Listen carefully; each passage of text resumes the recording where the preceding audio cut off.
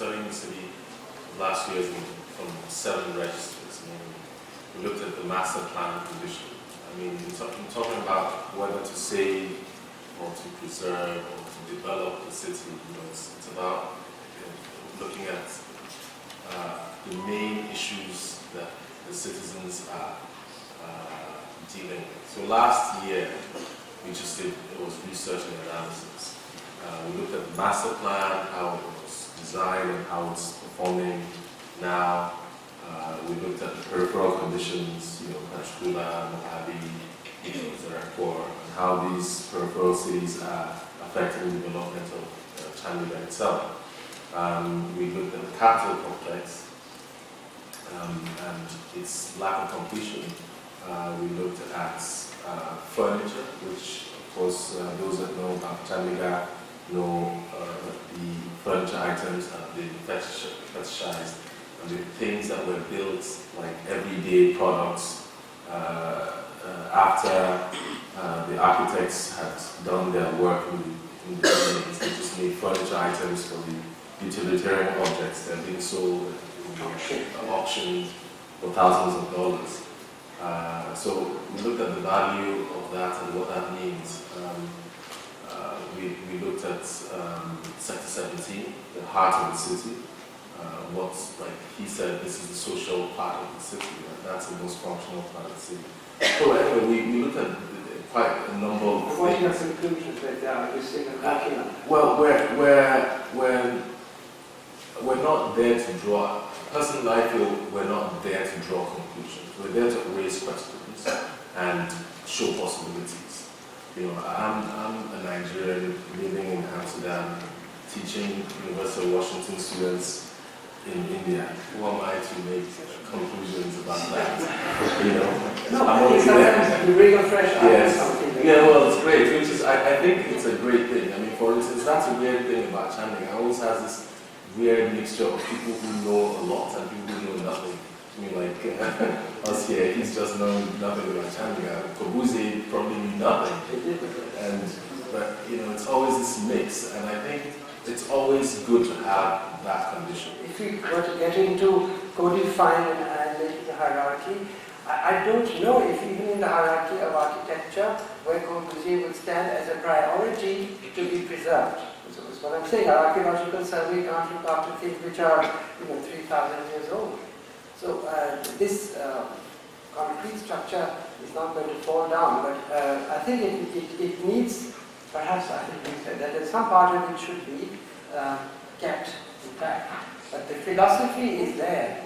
But then India has changed, the world has changed, the need of the city has changed. So to make it static would be to make a zoo of a place, and tell all the people, because you live inside this, you therefore have to live like this and behave like this. So that I think would be a Noviki's design was based on flexibility, and Corbusier's design is based on exactitude. So they're actually saying you can have a grid, then you can bring flexibility into that.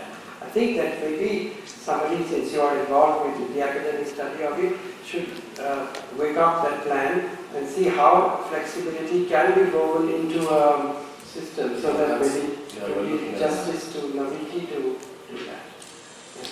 I was getting to a point about the role of Corbusier in Chandigarh, which, of course, there's a signature attached to it, and we should first of all understand that was Nehru's vision, right? It's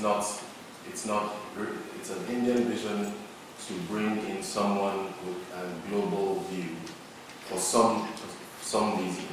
I think we had some complexes, you see, because we had been colonized. So he was saying, we got left behind, let's be modern. That's the reason. So what modern is always a changing thing. And that is from an Indian visionary's perspective, right? Nehru you would respect as an Indian visionary, wouldn't you? Or not? No, I might put you in a hot spot now. Well, my personal feeling is he was a visionary at the point where he started, but not where he ended. Okay, well that's a good way of getting out of the question. But I think the point is Corbusier with his signature on Chandigarh actually did very little in Chandigarh. His works his main works were in the Capitol complex, right? The Assembly Building, the High Court, the Secretariat, and the Plaza. And there's a building, the Museum of Knowledge, which was never completed. And there are discussions around that. No, that's what I meant by the cult. So actually, nobody who's living in a building is interested who's built it. Eventually, they want to breathe, they want to live, they want to enjoy, they want flexibility. Well, I think Chandigarh is an excellent case study in that sense, in terms of the gap between theory and architecture. And I think, in fact, the irony is that it remains the kind of perpetual student project. Chandigarh, for years they've been running this workshop about what to do with Chandigarh, and I think it could go on for years before anyone comes to any neat resolutions, because there is this kind of dichotomy between the livable city and this kind of idealized plan. And when I said there were two Chandigarhs, I actually kind of meant, I think you put it very nicely actually, you said the kind of rounded corners and this rigid plan, but I almost meant two cities, the livable Chandigarh and the Chandigarh that you find in architecture books, which tends to be the kind of glorified photography of the assembly building. And that to me has worked out to be a disaster. It didn't need to be. That sector 1, which is the capital complex, is, I think, it's the most one of the most inhuman kind of pieces of architecture design I've ever visited. But the city itself, I think, has many qualities that I really recommend. That I enjoy a lot. And I think these kind of canopied pavements and squares like in Sector 17, it works very well in many ways. It took a long time, but since we are standing here among the design community, I'd like to be actually the devil's advocate and say perhaps you should have a design competition to say how to wake up Chandigarh, not to say, because nobody wants to live inside a fossil and it's very dark grey, and the buildings which are protected by policemen, if you got inside them, it's better that you stay outside them, because you're not going to romanticize them from a distance. But you see the stairway, you see the way the exposed concrete is dirty, it's not something that you feel great about.